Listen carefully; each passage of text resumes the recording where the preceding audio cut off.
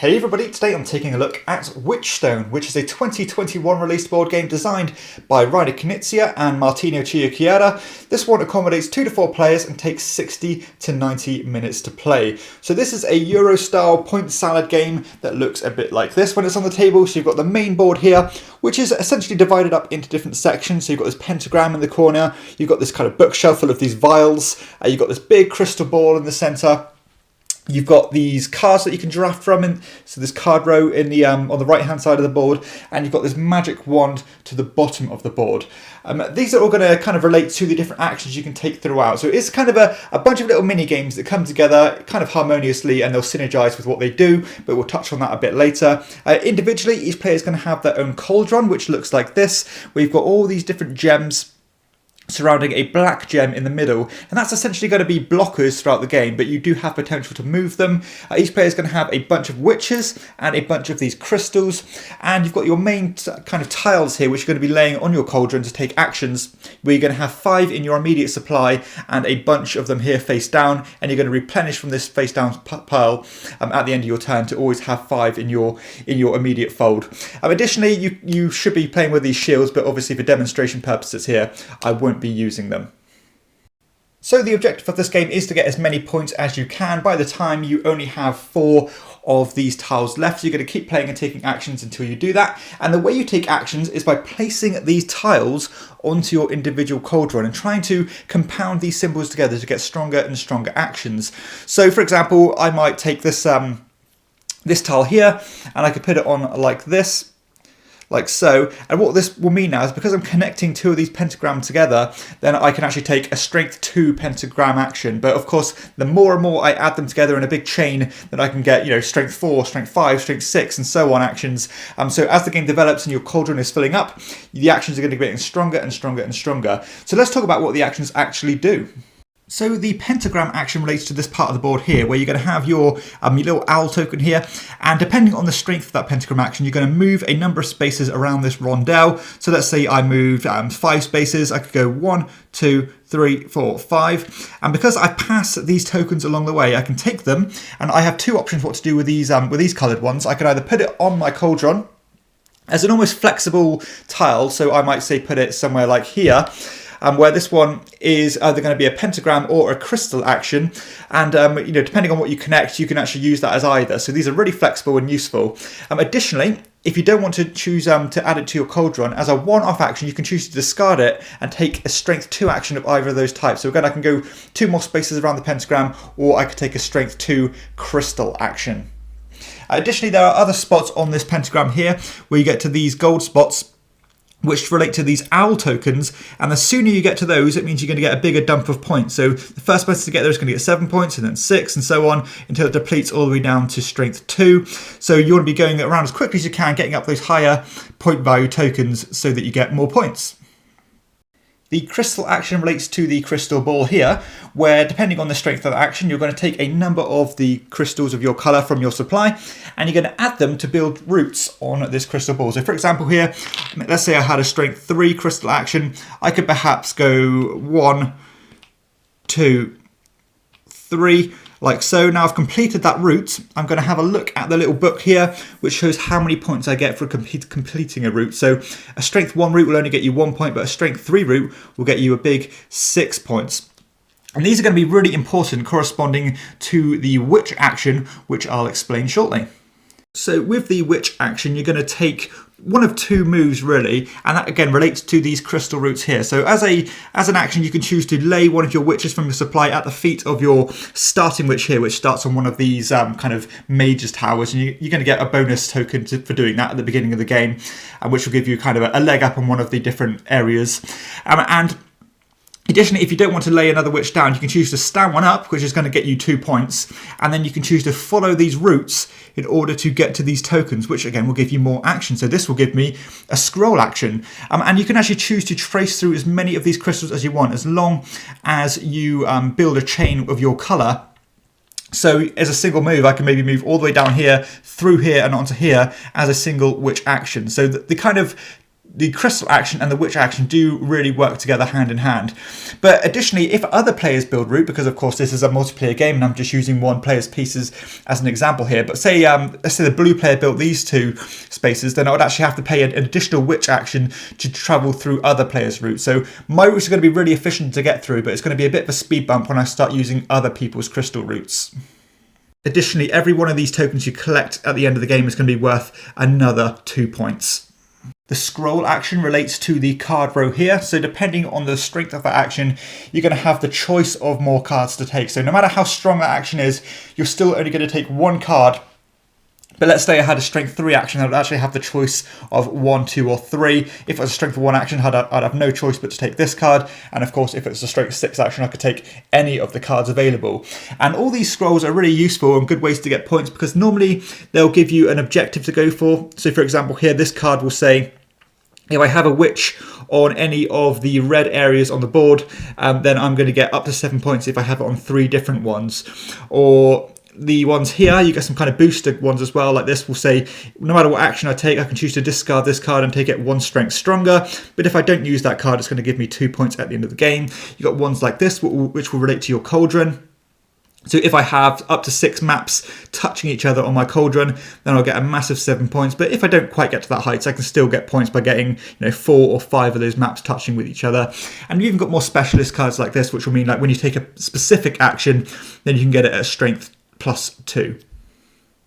The magic wand action relates to this track at the bottom here. So again, depending on the strength of the magic wand action you take, you're going to move a number of spaces along this track here. And when you meet certain points, you're going to get bonuses. So this one here, for example, will give me the gem action, which we haven't covered yet. But the first person to do it will get it at strength 2 rather than the normal strength 1. So you are incentivized to be further up the track than your opponents because you do get stronger versions of those actions. And additionally, once you get to these spots here, you get points depending on this different board state or your personal condition. So this one here will say you get a point for each one of your completed routes on the board. So sometimes it's a good idea to hold back on different things so that you get the full benefit of these points outpours.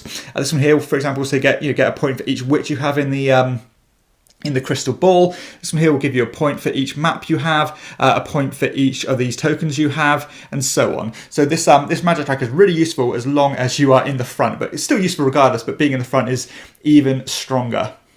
The final action we haven't covered yet is the gem action. So if you ever take a gem action like so, I'd have a strength 2 action here.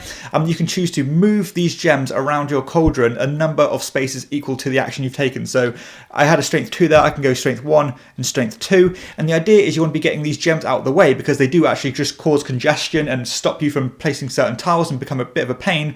But when you push them off the side of the board here, like so, then you get to take the corresponding action. So you could take you can take a scroll action, or you can take another gem action, and so on. And when you do that, you're going to remove the gem from your board, and you can place it on the shelf here, corresponding to the action you've just taken. So let's just say I pushed it off to that gem section. I could put it on this one here, which gets me another strength 2 gem action. So these are really useful.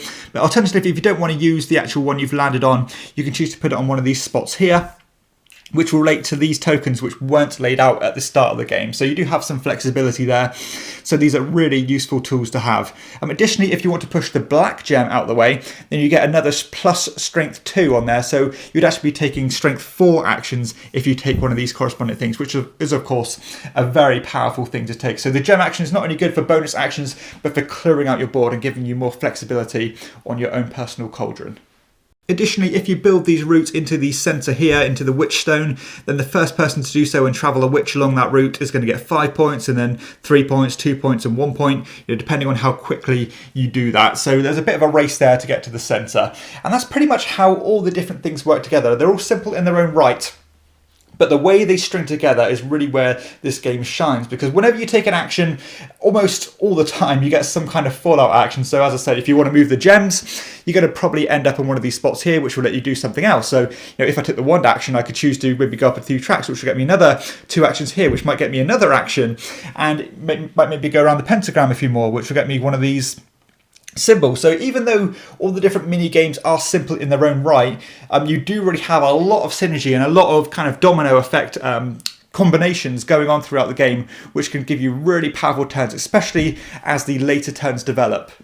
So let's talk about my feelings about Witchstone. So of course it all stems back to this core mechanism here about laying these tiles on your cauldron.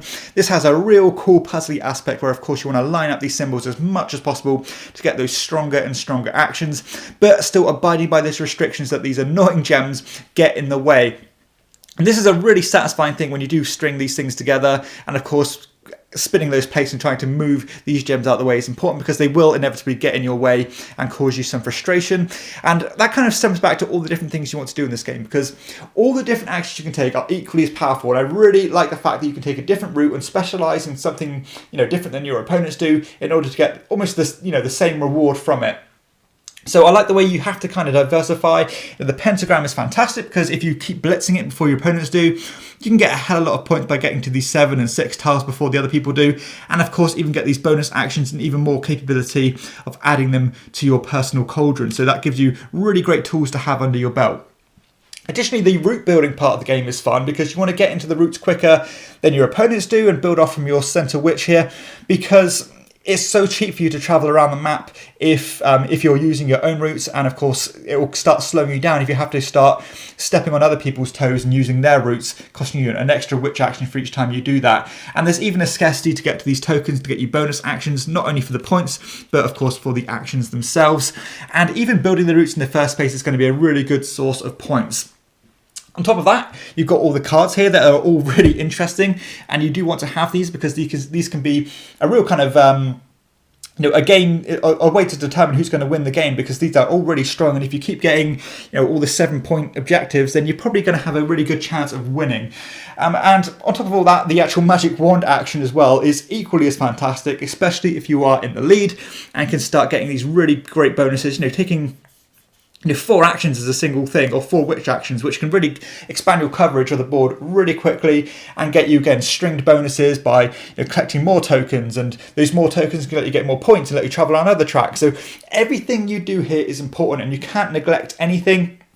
And the way that you can string these moves together is so satisfying. Sometimes you'll find yourself just having actions that you couldn't even see coming in the first place, and that is a really great thing. And I think a lot of the word on this game is that it feels like a Stefan Feld game, especially in the way you're just showered in points. And I have to say, I could not agree more. So if you put this game in front of me and didn't tell me it was a Reiner Knizia game, I would have confidently told you this was a Stefan Feld game, because it just feels like his recipe for a game that he puts out. And even this part here, it feels just like Bonfire, where you're matching up these symbols. It has the exact same mechanism, but maybe slightly more complex. And even the the witch mechanism, where you're spawning witches and then shooting them down these routes, it reminds me of the military action in Trajan. So it does have a lot of similarities and a lot of feeling of a Stefan Feld game, which of course is one of my, I love that because Stefan Feld is one of my favourite designers, but it's a real change of direction for Reiner Knizia, and I'm open, or accepting it with open arms, because I think this is a really, really fun experience, especially in terms of the combos and, again, that domino effect when you do take certain actions. The pacing of this game is quite fantastic. Before you know it, you are taking stronger and stronger actions, and it kind of ties into the game length as well, because this game does take about 60 to 75 minutes to play, which is such a nice time frame for a game of this magnitude. There is a lot going on here, but I think because the rules overhead are so simple and easy to digest, you are simply just explaining all the 5 different actions you can take, and they're, in their own right, as I said, are all so simple. But when you start stringing these things together, it does start feeling like a more meaty game than at the surface level. So I do love the time frame this one takes. The uptime itself is generally really decent. It's not, you're not taking really AP-inducing turns, but sometimes, when other people do string together these particularly powerful moves and can end up taking, maybe 10 plus actions a turn, and triggering other actions that they didn't even see coming, then there can be a bit of, sitting back and just watching it all happen where you can't really do anything about it. But, resolving them isn't going to be too cumbersome, and it isn't too frustrating, and, you're only going to return the favour when it comes to your turn. So I do like that. Additionally, the board does have a really good sense of development, because you start mulling over your mistakes. I shouldn't have placed this here, I should have put it over here instead. You do have to work on the tiles you have available to you, because you do only have 5, and sometimes you might not have the action that you want available to you immediately, but it's going to come out soon. So you do have to react somewhat to here, but a hand number of 5, I think, is the sweet spot as well. So you do have a lot of flexibility, but not too much to, completely engulf you and drown you in options. So I really do like that, and the ongoing restrictions. You start realizing that I should have moved these gems out of the way earlier. I should have added these symbols together to get more stronger actions because I'm getting myself into a corner. So again, the sense of development on this game is great, and I love the way I kind of mentioned it earlier. The balancing here. Each single action you can take is equally strong as the other, and you don't want to neglect anything because as soon as you fall behind on something, you could potentially be giving up the double actions on the track here. You could be giving up the good cards here. You could have waited too long to get all the routes established, so other people have already got a good coverage on the board and can create the routes of their own and travel around quicker, and of course got the points for doing so. They're going to be gobbling up the tokens before you. They're going to be gobbling up the more high points values than you. So there is a good amount of player interaction here, albeit quite passive. There certainly isn't anything in your face or anything like that, but you do have to be on the ball and watch what other people do so that you don't fall too far behind on a certain points pool. Additionally, there is a scarcity here to get these gem bonuses. So as I said, when you're pushing these gems off the side and you claim one of these, you only got a limit here. So in a 2-player game, you've got a limit of 4. In a 3-player game, you've got 5. And in a 4-player game, you can do 6. I think you can see from yourself here, this is a very attractive game that's very well laid out. You can clearly see what all the actions correspond to without any convolution or fiddliness. You can very clearly divide it up things, what each action relates to without feeling so dissected. So I do like the way that everything comes together but still feels distinct in its own right. So that's really great. And going on to the production itself as well, gorgeous artwork, definitely does pop. These cauldrons work really well, and the actual iconography and symbology is crystal clear, next to no room for confusion here at all. The actual components themselves are top notch. These little witch meeples are great. These crystals are really nice colours. The cauldrons work wonderfully. All the tiles are nice and strong, and again, nice clean iconography. So no issues at all with the production. Even the card quality is a high stock. So the slightest nitpick I have with this game relates to the scalability, and that is the coverage of the main crystal ball here. So in a 2-player game, it does feel relatively open, and you can pretty much do your own thing without standing on the other player's toes or even having to consider using their routes. Whereas when you start injecting that 3rd and 4th player, then the competition of the board is going to become a lot more ferocious, and it's going to bring this crystal part of the game a bit more to life. So it is a bit of a shame that it doesn't quite pop as strongly in a 2-player version, but the rest of the game is still perfectly fine. And I'm not saying it's a bad thing, it just would have been nice to maybe close off some routes or something in a 2-player game just to keep it a bit tighter. But other than that, it scales perfectly fine. So, overall, my thoughts on Witchstone is that this game is wonderful. This one is such an easy teach, remarkably so, actually. I had no issue at all teaching this to a relative, newcomer in terms of gaming. They understood what everything did straight away, and there really is no room for, misinterpreting the rules. There's no exceptions to rules or anything like that. It really is just a simple place your tiles and take the corresponding actions. And of course, the more you match the symbols, the stronger actions they are. Sometimes it can be a little bit fiddly in terms of remembering what you have to go and what you've already resolved, because as I said, that is kind of a double-edged sword, really, because the potential for combinations is so huge that sometimes you lose track with what you have done and what you're yet to resolve. But that comes with experience, really. You do start to monitor things a bit more, being a bit more on the ball with that kind of thing. But I love the way all the different things correspond to each other. I keep going back to the different the cascading domino effect. That's really what you're going to take away from this game, and this is probably one of the best examples that I've seen using that, particularly corresponding or always going back to this simple core mechanism where you are just taking one of these very simple actions. So I said, in their own right, all these actions are an absolute doddle, but when you start stringing them together and getting one thing to trigger another thing to trigger another thing to trigger another thing, that is where the game does come to life. There's some great interaction here in terms of racing for the different things. And it all just comes together so wonderfully for a real fun experience, especially for a game that takes around an hour to play. So absolutely adore this one. I love this key concept here of the tile laying. I love the route building. I love the I love the different options of the cards. The actual puzzly aspect to it is great.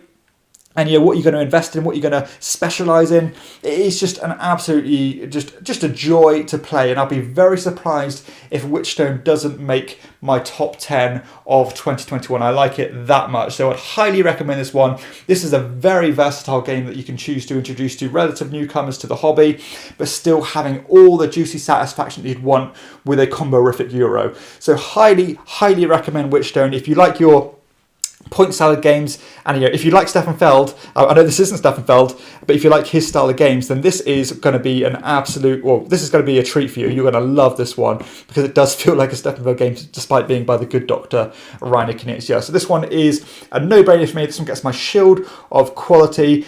Absolutely loving it. That is Witchstone by Reiner Knizia and Martino Chiacchiera. Thank you so much for checking out this video. If you found it useful or at least somewhat entertaining, then please hit like and consider subscribing if you haven't done so already. Additionally, if you wish to support the show, because I am a one-man operation and I don't get any support from publishers, then please consider backing it on Patreon at patreon.com/chairman of the board, where you can back for as little as £2 per month. Thank you so much, and I'll see you next time.